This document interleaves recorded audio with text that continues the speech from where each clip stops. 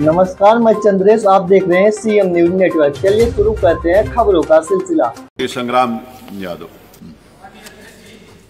बहुत ही महत्वपूर्ण सूचना में नियम 51 के अंतर्गत लगाया था कि जो हमारे यहाँ कप्तानगंज से हरौला मार्ग है और सिकंदरपुर से नरिया मार्ग, ये मानवर बहुत जीर्ण शीर्ण स्थिति में हो गया है।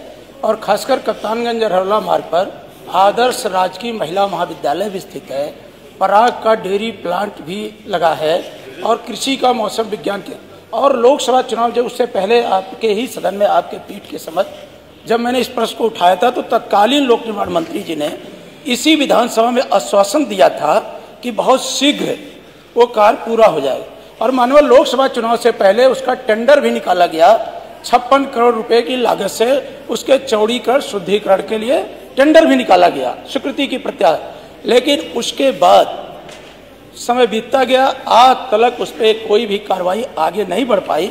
आए दिन उस पर मानवर दुर्घटना होती है, लोगों की जान जाती है और बहुत ब्लॉक को भी जोड़ने का काम करता है। ऋषि दुर्वासा का उस पर आश्रम भी स्थित है।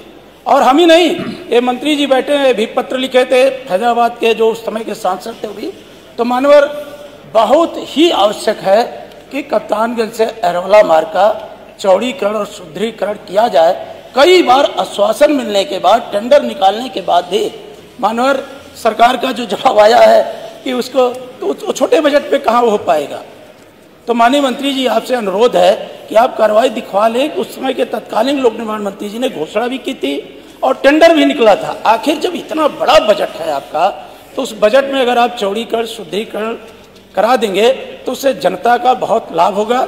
यही हम आपसे आपके माध्यम से अध्यक्ष जी, माननीय मंत्री जी से प्रार्थना करते हैं। मंत्री जी, जिन दोनों मार्गों की चर्चा माननीय सदस्य ने की है, क्योंकि चौड़ीकरण और सुदृढ़ीकरण में इन्होंने कहा है तो दोबारा से उसका प्रस्ताव मंगाया, उसका आगणन मंगाया गया है और इसकी हमारे यहाँ प्रक्रिया जो है वो मतलब स्वीकृति की प्रक्रिया विचार है।